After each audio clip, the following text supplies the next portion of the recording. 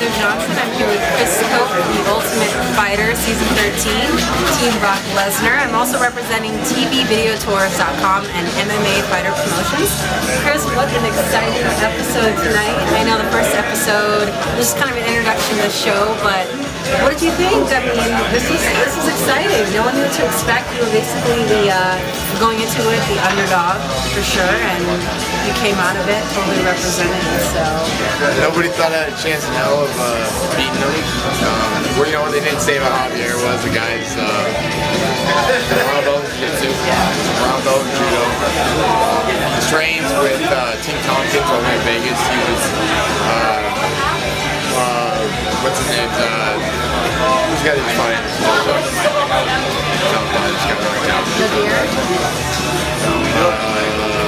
Vitor Belfort. Vitor Belfort's main training partner to get ready for Anderson Silva. The guy used to play football for UNLV. I mean, he's no joke. He only got 2 or 3 fights, but he definitely he's a gamer. I don't think my team thought I'd win that fight, or Brock thought I'd win that fight. Dos Santos' team didn't think I'd win the fight. I mean, everyone thought I'd basically just be go right through him, you know. And basically what happened was I just took it to him. The first round started really slow. The second I picked it up, and then third I took his hard and I ate in front of him basically. But you know, it was a boring fight in my opinion. The amount of clenching that was done was kind of ridiculous, but at the same time that was the game plan they told me. They're like, oh, just clench this guy, take him down, and round him out. So I just stuck with the game plan and got to the win. Now, interestingly enough, Dana White mentioned I believe right before the third round that Brock looked frustrated because you weren't following the game plan, which was clench throughout all 3 rounds. Yeah. Well, they expected 2 rounds, so that was the game plan going into the fight. Yeah. Well, the problem was Brock had his game plan, Aaron Paulson had his game plan, Marty had his game plan. So we had like 3 guys having different game plans. I stuck with what the main game plan was, and that was just clench him, take him down, and try to pound him out, and watch out for his triangle. But you know, Javier's a tough guy. He's got that machismo, spirit to him, and you know, like I said before the fight, I wasn't just fighting the man. I was fighting the guy. I was fighting for the country. He was fighting for the wife at home. And 2 weeks before I got on the show, he found out he was having a baby, so he was fighting for a kid that was on the way.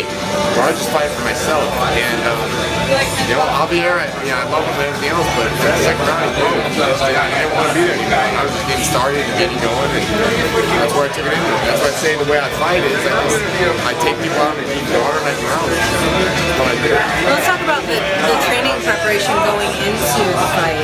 They showed a couple clips, but what's an average training day like in the house? Because, you know, I think that, I would imagine there's a couple days that they cover just in an hour period that the audience truly sees, but on average, how many hours a day are you training? What does that training consist of? Are you doing a lot of stand-up? Are you guys doing jiu-jitsu, wrestling, weights, cardio? I mean, in the house, for you fighters, what was an average training day? Yeah, I mean, in the house, we went 7 days for 6 weeks. They only gave us a couple days off, but we really didn't have any rest days. The first 2 weeks we did a little bit of lifting with Zach, who's a strength and conditioning coach. We got actually the Jaguars. But besides that, no one knew who was fighting, so they didn't want us to get injured. They didn't want us to, they wanted to be smart about it. So we just did a lot of drilling, a lot of technique, and everything was mellow. The sparring, if we did spar, it wasn't too hard, it wasn't too crazy. I mean, Brock's smart like that, you know, they treat it like a blue chip, you know, Pac-10 wrestling program, and they basically made sure that we were injured. And interestingly enough, it looked like Brock was, what was his line? He makes chicken, he takes chicken shit and makes chicken salad. Chicken salad. And basically, he kept saying that we're a bunch of wide-eyed chicken shit, city folk, like, that we didn't like, and then all of a sudden now we've been promoted to chicken salad, so I don't know what's next. Chicken burrito, chicken casserole, like, you know what I mean?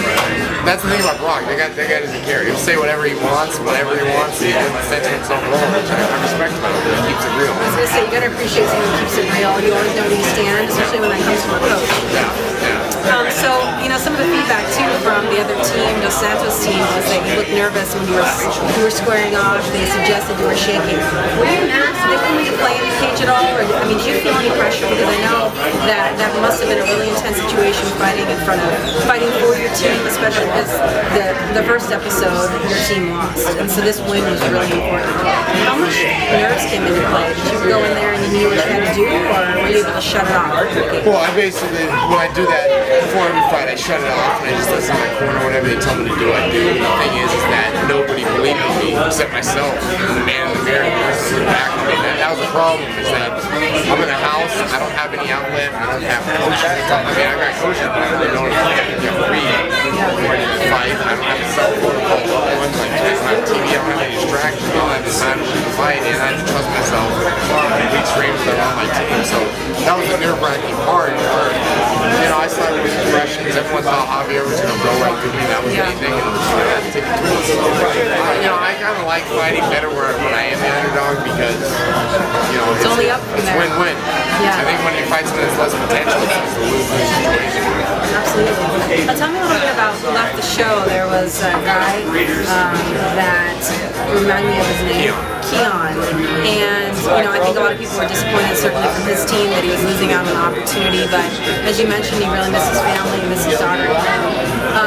Do you feel like your team gained any momentum from the fact that they left, or was it really indifferent to you?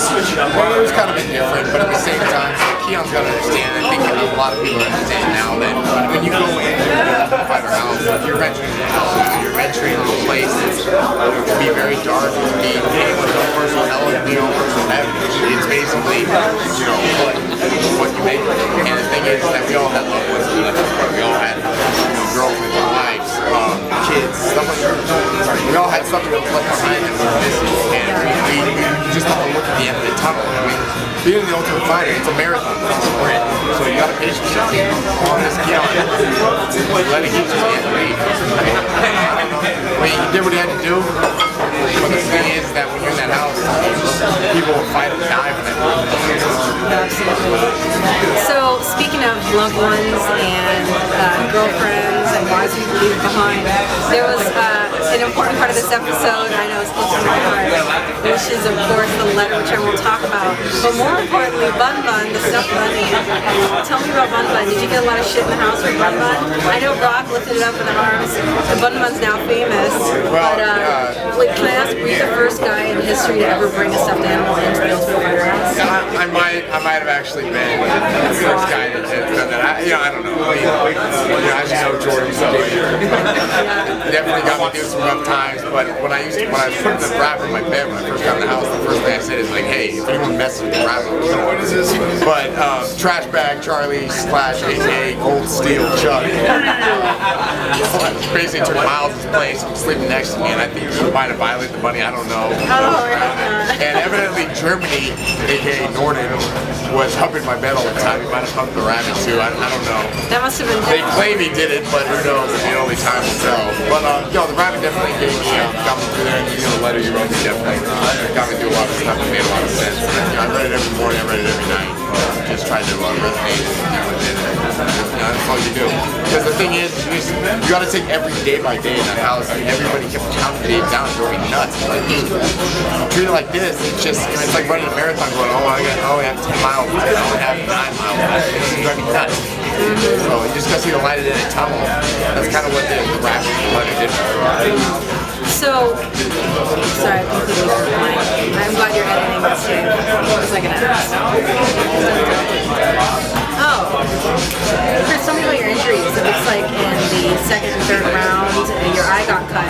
It was a little confusing as to whether or not that was a knee, whether that was an elbow. What happened? What caused everybody, everybody on my team said that was a headbutt, Javier, a flying headbutt. But it turns out Javier was right. It was a knee. You know, I need you right to my dome.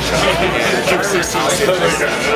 They basically stitched it all up because now I'm in the quarterfinals, and basically the guys fight with stitches all the time. The doc wanted to make sure they opened it up, so they stitched it all out. So you mentioned that you're in the quarterfinals. Is that because you won tonight's fight, or okay? I see. So I advanced. I went for the prelims now. I see. Okay. So it took 16 stitches. It looks like it's healed pretty well now. Did you get a cut above or in your eyebrows? Yeah, I kind of got a little cut right here, and then I got to cut it down. So what can we expect? I know you haven't seen the next episode of the show, but you know, if you can give us kind of a preview on some of the more exciting, something exciting that might come up in the next episode, you're going to see some stuff go down, but I think more than anything, it's going to be a lot of trash talking. both teams. Thought I was playing both sides due to the fact that, you know, I'm on a team that's completely foreign to me. I now just fought. I'm advanced.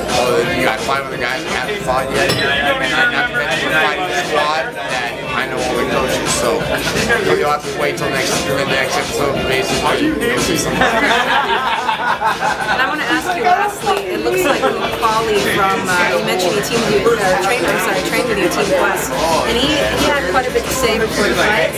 Going into it, he said he could anticipate what your strengths and weaknesses were. You didn't seem fazed by that. What was your feeling or opinion of having someone that once trained you on the opposite team? Do you think that gave that team an advantage at all? Well, yeah, I mean, I was a little nervous about it, but, you know, Lou is, you know, he's one of the best coaches I've had. I mean, he keeps it real. He keeps it a little too real. He's extremely negative, but in some ways I kind of do good with that because those kind of coaches always tell you what your flaws are and all those kind of ways. But what Lou failed to realize was I left Quest about a year and a half ago, and I've continued to train, so I've gotten better. So that's what happened. All the flaws and the weaknesses that you saw a year and a half ago have kind of diminished and gotten a little bit better. So I guess, you know, people always say, way to keep it positive. I guess for you, Lou, way to keep it negative. Good job. Great. We can't wait to see the next episode. Thanks so much for taking the time to talk to me. Again, I'm Heather Johnson with TVideoTours.com.